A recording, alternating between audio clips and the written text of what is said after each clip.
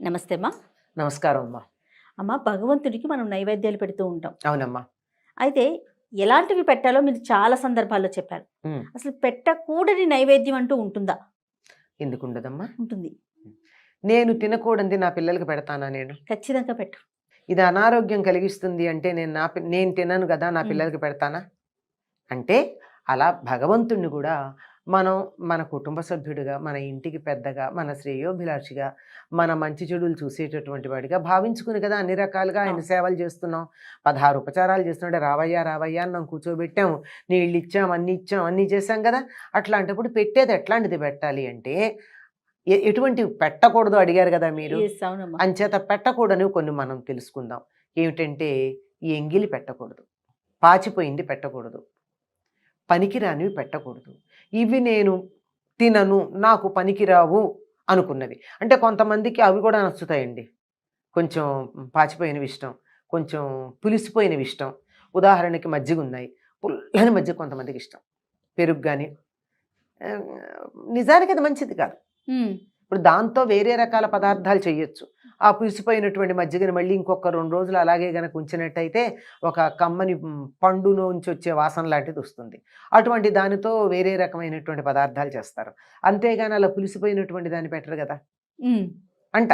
ఆ, నాకు ఇష్టపడితే పడచ్చేమో కానీ పనికిరాదు. ఆ, అట్లా ఏదైతే అందరూ ఒక మామూలు మనిషి తినడానికి పనికిరావు అనుకుంటారో అటువంటివేవి దేవుడికి పెట్టకూడదమ్మా. ఎంగిలి పెట్టకూడదు. తర్వాత పదార్థాలలో రజోగుణ తమోగుణ పదార్థాలు పెట్టరు. ముఖ్యంగా తమోగుణ పదార్థాలు పెట్టరు. తమోగుణ ప్రధానం అంటే మాంసము, తర్వాత వెల్లుల్లి, ఉల్లి, మసాలా, ఇలాంటి పదార్థాలు రూక్షములు అంటారు వీటిని. ఉహుం, పదం వాడేదే అంటే చాలా స్ట్రాంగ్గా ఉంటాయట ఉమ్, కదా, నాలుగు చుర్రు అనిపిస్తాయి. అవునమ్మా. ఇలా చుర్రు అనిపించేటటువంటి పదార్థాలు దేవుడికి నివేదనగా పెట్టరు. ఎందుకంటే భగవంతుడు శుద్ధ సత్వ స్వరూపుడు. మన ఇంట్లో పసిబిడ్డ ఎలా ఉంటాడో అంత స్వచ్ఛంగా ఉంటాడు, అంత సుకుమారంగా ఉంటాడు. అందువల్ల అటువంటి పదార్థాలు పెట్టరు. అట్లాగే మనకు కొన్ని పదార్థాలు పెట్టకూడదు అని చెప్తారమ్మా. ఏమిటంటే, ఇప్పుడు మనం వాడుతున్నారు అందరూను, సహజం కానివి పెట్టకూడదు. ఉహుం, సహజం కానివి ఉన్నాయా? ఉన్నాయి.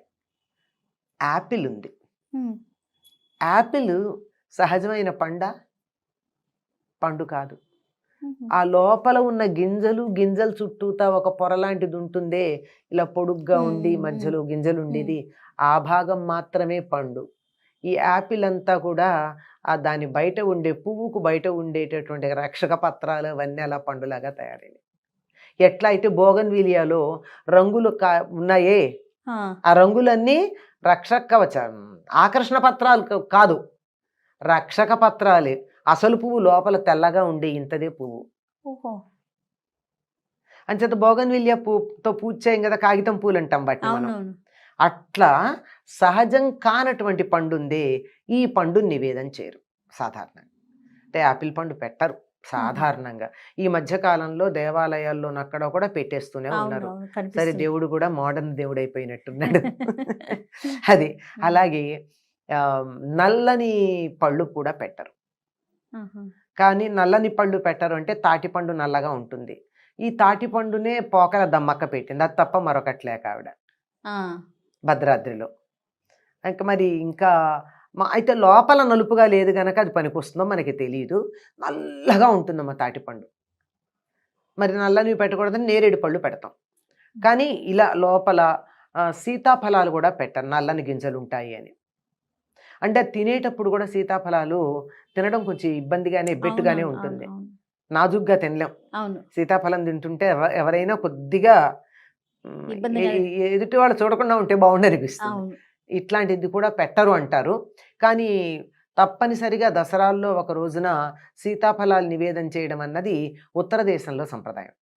ఉహుం, అంచేత ఇవి ప్రాంతీయంగా మనం పెట్టుకున్నాం. కానీ బేసిక్గా ఉన్నది ఏమిటంటే, పాడైపోయింది, ఉమ్, పురుగులు వచ్చింది, అందుకే రేగిపళ్ళు కూడా దేవుడికి నైవేద్యం పెట్టరు. పురుగు ఉంటుంది. ఎందుకంటే పురుగు ఎప్పుడు ఉంటుందో తెలియదు. పైకి బాగానే ఉండదు. ప్రతి కాయ ఇలా ఒలిచి లోపల పురుగు లేదు అని మనం కన్ఫర్మ్ చేసి పెట్టుకోవడం చాలా కష్టం. అవును. అంటే రేగుపళ్ళు పెట్టరు. ఇట్లా ఏవైతే పురుగులుండి కుళ్ళిపోయి ఉండే అవకాశం ఉందో అటువంటి వాటిని దేవుడికి నివేదనగా చేయడానికి ఇష్టపడరు. పెట్టకూడదని మాత్రం చెప్తారమ్మా. మనం ఏ ఆహారం తింటామో అది పెట్టాలి అని మనకు ధర్మశాస్త్రం చెప్తోంది. ఓహో. ఎందుకంటే రామాయణంలో తండ్రి చనిపోయాడు అని అరణ్యవాసంలో ఉన్న రాముడికి భరతుడు చెప్తే రాముడు వెళ్ళి గోదావరిలో స్నానం చేసి తండ్రికి తర్పణాలు ఇచ్చి జలతర్పణాలు దగ్గరుండి చేయలేకపోయాడు కదా, వినంగానే తర్పణాలు ఇచ్చి ఆయనకి పిండ ప్రదానం చేస్తాడు.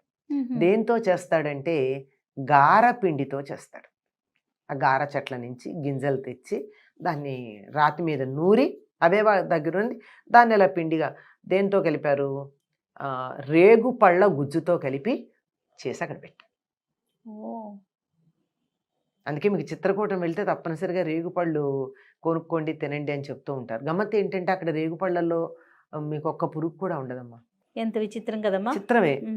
ఆ రేగుపళ్ళు అంటే దాన్ని ఎంత పిసికి గింజలు తీసేస్తే గుజ్జు వస్తుంది. ఆ గుజ్జులో ఈ గారపిండి కలిపి ఇలా ఉండలు చేసి తండ్రికి పిండి ప్రదానం చేశాడు.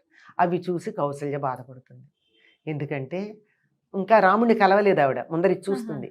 అంటే నా కొడుకు అంతఃపురంలో రకరకాల పదార్థాలు తినేవాడు, ఇది తింటున్నాడు అనమాట. తానేది తింటే అది పితృదేవతలకు పెట్టాలని చెప్తారు కదా, తింటున్నది పెట్టాడు, నా కొడుకు ఇది తింటున్నాడా అని ఆ పిండాలు చూసి బాధపడుతుంది ఆవిడ.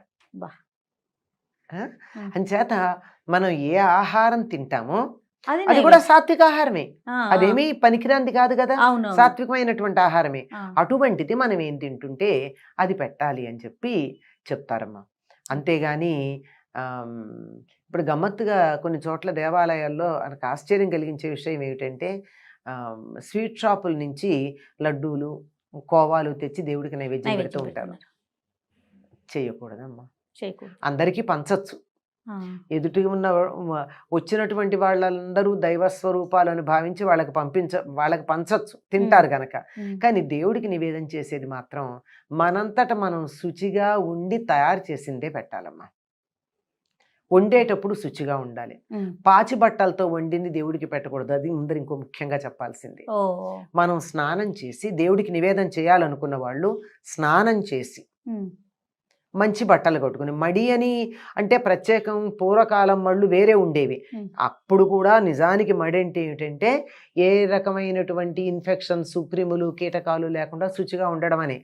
మనం ఉతికి ఆరేసుకున్నటువంటి వస్త్రం ఉంటుంది కదా శుచిగా ఉండేది, ఆ వస్త్రాన్ని ధరించి కాలకృత్యాలకి వాటితో వెళ్లకుండా అప్పుడు మనం శుచిగా వండి పెట్టాలి తప్ప దైవానికి ఎవరో వండింది లేదా పాచిబట్టలతో వండింది, స్నానం చేయకుండా వండింది, అలాంటివి పెట్టకూడదు, నివేదన పెట్టకూడదు.